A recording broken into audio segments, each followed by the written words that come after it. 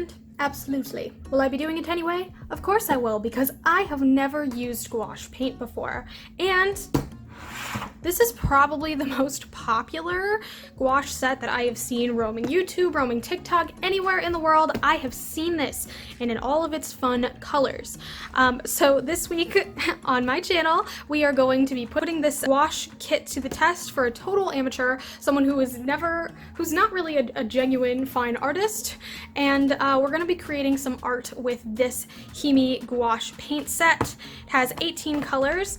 It's got like a little palette in here, which is kind of nice, and I actually also got a set of paintbrushes with this that I'm really excited to try out as well. This is the paintbrush set. It slides out, and it has a really nice variety of nice long paintbrushes. So yeah, I'm actually really excited to use these. There's a lot of big ones, there's some teeny tiny detail ones. If you noticed, I am wearing this bracelet on my wrist. I actually made this in last week's video, so if you're interested in figuring out how to make one of these, it actually says my nephew's name on it in Morse code. I can leave a link for it up here. So with all that said, I think it's time to get started with the painstaking process of taking all of these tops off and maybe organizing it into a better color order. First of all, I wanted to apologize. I totally didn't notice until I stopped filming that last clip that someone had started mowing outside, so my bad for the audio quality, but I think they've stopped for a moment, and I've got a little bit on my hands. I think some of the darker colors are actually blue. Like, I feel like this is a blue, and I thought that was going to be a purple, but that is also a blue. So I kind of had to take my time to figure out what some of these darker colors are. I think this is the black. I accidentally got my finger dipped into that and it came off that color, so obviously I think that's a navy blue. I started by kind of trying to like scrape some of the extras off, but I think it would just make it too messy, so I ended up just kind of leaving. If I lost some paint, that's fine. These are pretty big tubs. This is an interesting brown color. I feel like we don't normally see that, and I actually really like it, so I'm glad that that's in here.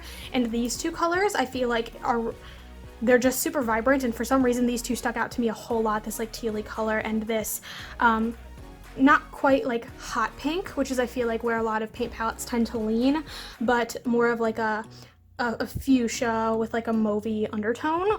I'm going to be using this wood circle from Walmart. They're super cheap. I want to say like 97 cents. And I thought it would be fun to kind of create something a little more unique than the traditional canvas sort of painting.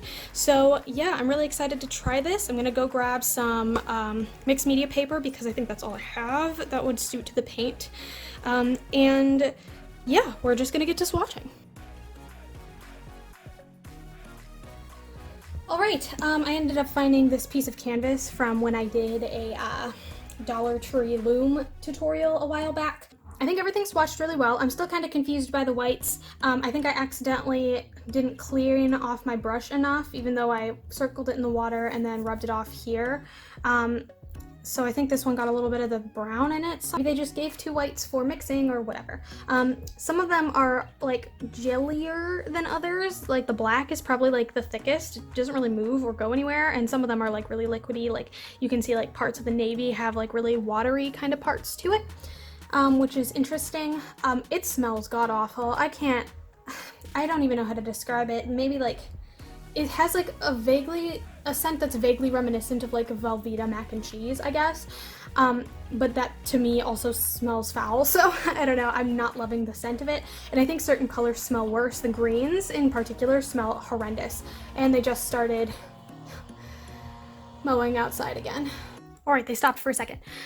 So another thing that I noticed is when I had a waterier brush, it sort of went on a little bit thinner, which I think is a really cool effect. I believe the way that I've heard this described before is like a mixture of acrylic and watercolor where it thins down with water really easily, but it has the opaqueness of an acrylic, which I think is really cool because I love both of those mediums so much.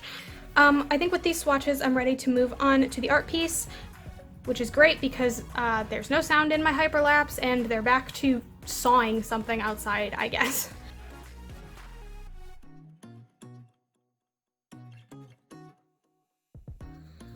Alright, so my idea for this art piece is that I am going to obviously have this hand here, so I triced out my hand because it fit really nicely, actually. and I have taped all around the outside so that I can get something at least close to the shape, and I kind of tried to cut some of the details out. It didn't work out super great, but when I'm done I'll probably be able to go back in and fix it. But I wanted to do a landscape through a hand and then kind of do a completely black background. That is the vision I have, so I'm going to use everything that I've learned from the almighty Bob Ross to kind of create something unique in here. I'm just going to take what I have and I am going to start creating, and I will come back once it's all done.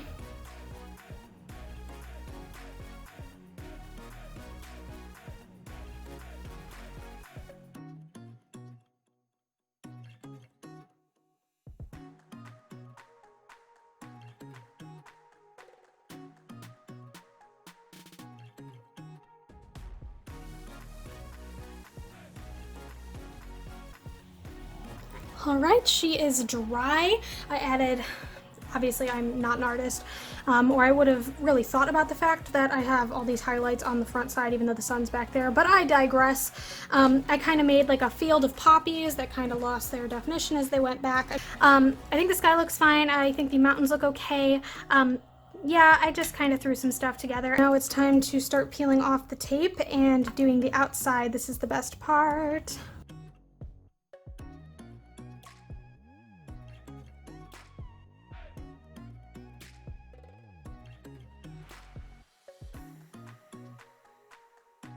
Now that this is done, I'm going to paint the background black, and I think we'll be done.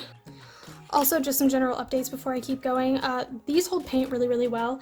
I can leave a link in the description to the exact set that I got. It was actually a gift from my boyfriend, but I can do that. And yeah, these hold water really well. These hold the paint really well. It took a while to even clean them the right way. They dirty up the water super, super quick. Like, I mean, they're really thick, so they really stick in there really nicely, and they wash off hands really easily, so I'm expecting the cleanup shouldn't be too difficult. So let's do the black and finish this up.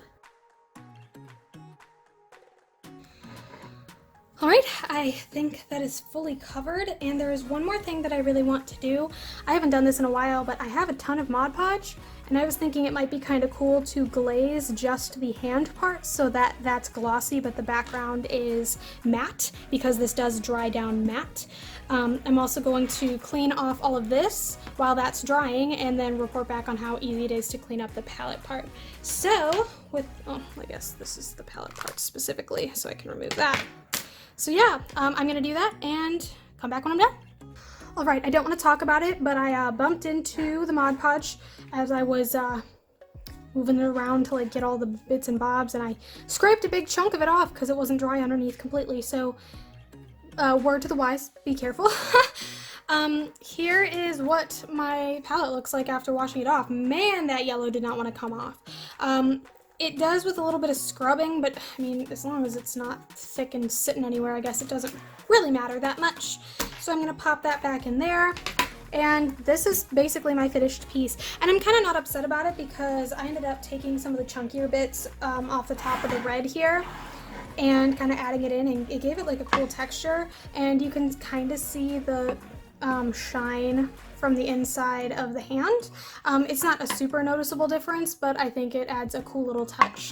Yeah, I'm actually quite pleased with this. I think as far as the price goes, I think it's kind of worth it because besides the paint, obviously, you're still getting like this container. Even when I run out of these specific gouache paints, now I have this nifty little airtight container that I can use to keep my paints in, because right now I don't, and I normally only pull out what I need when I need it. I think the brushes were great. I think it created some cool art, and I think if you enjoy acrylic paints and you want something that's going to have a really cool coverage, being a really great, really thick, opaque coverage, and have a really cool texture, I definitely think these are something that might be worth looking into, especially because there's a ton of it. I mean, obviously I did a relatively small piece here, but with as much paint as gets stuck in those paintbrushes, and with as thick as it is, you know, one dip really goes up a pretty far way, actually. So yeah, definitely would recommend, and I'm looking forward to continuing to use these on various projects in the future. So thank you so much for watching. If you like what you saw, feel free to like and subscribe. I put out new videos every Sunday at noon Eastern Standard Time, and I would love for you to be here for the next one. Thanks so much, and hopefully I will see you then. Bye!